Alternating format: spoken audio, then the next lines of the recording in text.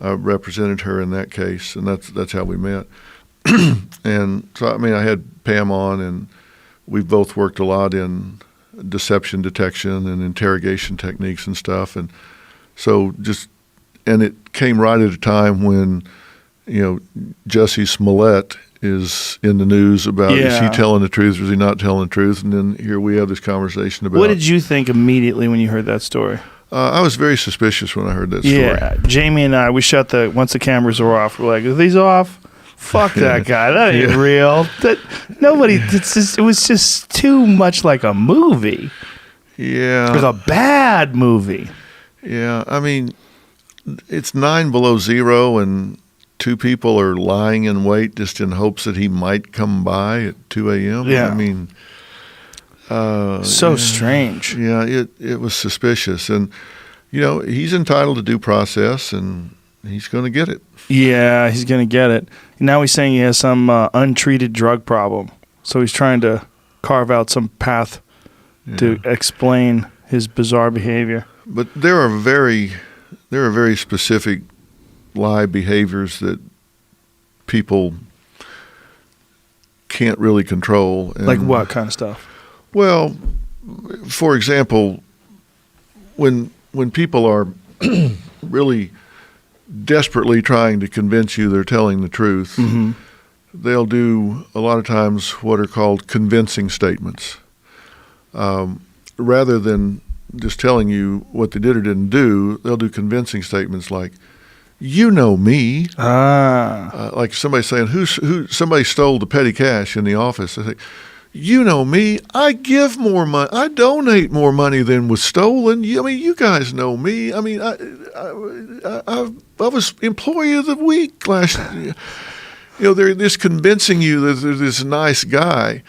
And then they'll say... That's not what someone does if they're wrongly accused? No. What does someone do if they're wrongly accused? If they're wrongly accused, they'll look you straight up in the eye and tell you, "I didn't do it." And if you ask them, "What do you think should happen to somebody that did?" an innocent person will say, "I think they should be found. I think they should be held fully accountable to the extent of the law." Somebody that's guilty will say, "Well, I don't know. I mean, people make mistakes. I mean, you got to give a guy a second chance." Do you worry that in coaching that you're essentially coaching liars by telling people this kind of stuff, and someone who does steal the money, would be able to kind of like, hey, it's not for amateurs, and there are some things that you can tell people to watch for, but one of the things you do if there's somebody that you suspect is you increase their cognitive load during the interrogation, and there's no way you can prepare for that. Oh, how do you do that? Well, you plant a mind virus, for example. Ooh, a mind virus. I like it. Yeah. This is some Perry Mason type shit. Yeah. Like, what do you do? Like...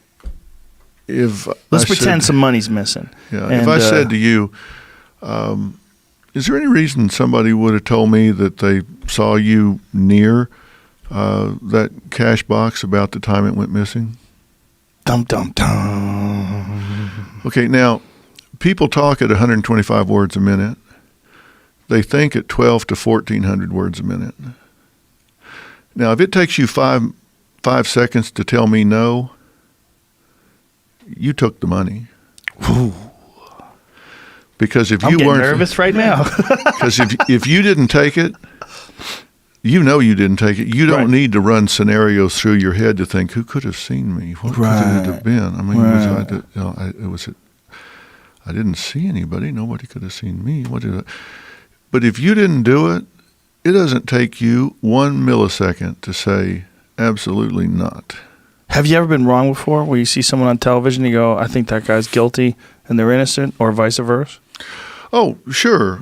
Because if you really want to know for sure if somebody is guilty or innocent, you need to invest a lot of time. You need to get a baseline on what they normally look like, talk like, feel like. Mm-hmm.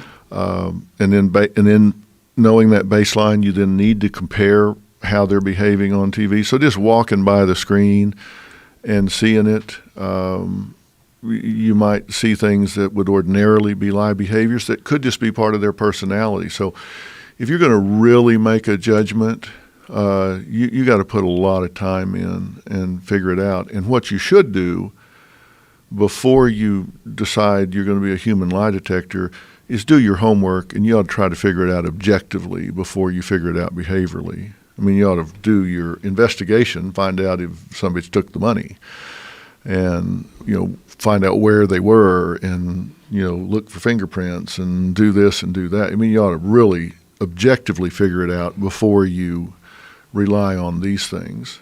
And so unless you get a baseline and get one-on-one with them and spend a lot of time, then you can't be really certain that you know whether they're telling the truth or whether they're not. It would be fun if it was that easy. And now some people are pretty obvious. Yeah, I heard a cop once say that when people are guilty, they tend to plead and cry, and then when they're not guilty, they tend to get angry when they're accused. People that are wrongly accused are generally irate from the beginning till the end. I mean, every case is different, but if you're wrongly accused, that person is going to be pissed off from the minute you accuse them till the end, because it's like they're self-righteous. Like, I didn't do this, and you're saying I did, and screw you. Yeah. And they don't take a step back. And when you see people, they do these convincing statements, and they're pleading for you to believe them, and then anytime somebody says, now, in all honesty, usually the next thing out of their mouth's a lie. Like they say to you, now, Joe, honestly, as opposed to everything else you've been telling me, right. I mean, why are we're bracketing this one out as honest? Right. Or if they invoke the deity. Oh. I swear to witness. God. Yeah. God as my witness. Mm. And, I don't know whether I have not done what I said you need to do with Jussie Smollett, but I do know when he went to the set at Fox, he said, "You all know me. I swear to God, I didn't do this." Mm. And, I mean, there were like 3 or 4 of those kind of statements in like 2 or 3 sentences there. Well, my favorite one was he's on stage. He called himself the gay Tupac. That's enough for me. That's a little narcissistic. It's a strange thing, though. Like, there was another one today. A guy lit his house on fire, I think in Chicago, and said he's a gay fella. Said it was a hate crime, and they caught him. There's a lot of that going on, Yeah. A lot of fake crime. Yeah. Very strange. And then sometimes people accuse people of something, and someone will say, "Why would someone make something up? Why would someone turn themselves into a victim?" Well, there's a lot of clout in being a victim, especially today. You get a lot of attention, a lot of love. I think there's a lot of false accusations and false attacks, and there's a lot of real ones. But, man, when the false ones come, it just does a giant disservice to everybody. Well, there's a fair amount of research as to why people do these hoaxes, and particularly hate crime hoaxes. And one of the primary motivations, of course, it's sympathy and attention and all that. But one of the interesting reasons that I've read in the research is that they really feel like it's emblematic of how the system treats them overall. This is just a dramatic example of it. I mean, they feel like I'm treated this way anyhow. So they're just... I'm discriminated against. I suffer bias. I'm put down.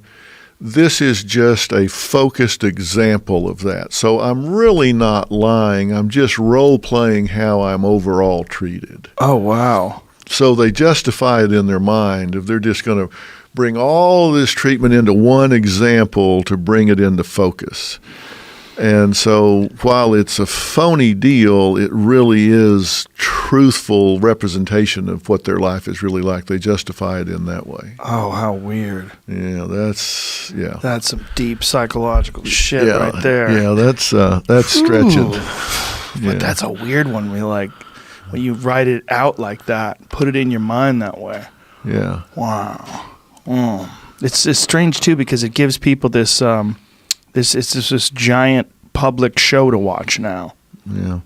And I hate that. I mean, what a talented young man. I mean, is he? The times that I've seen, I don't watch that show a lot, but the times I've seen him on there singing and assuming it is his voice and he's singing, extremely talented young man. I find a lot of talented people are fucking crazy. Well, somebody said that the really talented singers and actors were the weird kids from high school that were in drama and all of that. Oh, for sure. Real friends. Yeah, for sure. I don't know. Yeah, various levels of crazy. Obviously, not all deceptive, but some of the most brilliant actors are just completely out of their mind, and that's one of the reasons why they're so good at acting. Is because they can look. My friend Wayne Fetterman had a bit that he did about it on stage, and he's like, "Guess what? It's not fucking normal to be able to just cry." Yeah. He goes, "You could just cry and pretend something's wrong and cry." He was like, "That's crazy. These are crazy people." Yeah, and you really can't go to a certain place if you don't have a little of that in you. My dad used to always say when he's working with patients, he would say, "There's something about that old boy I can't stand about me," because he'd say you can't see it in them if you don't have a little of it in you. Yeah, and I think there's some truth in that. Oh, there's 100% truth in that. That is the thing that drives me the craziest about weak people. I'm so terrified of seeing weakness and just being pathetic. I'm so terrified of seeing that in myself. I see it in other people, and it smells. I smell it like a drug sniffing dog. Like, oh, there it is. Yeah, you smell desperation. Yeah, weakness.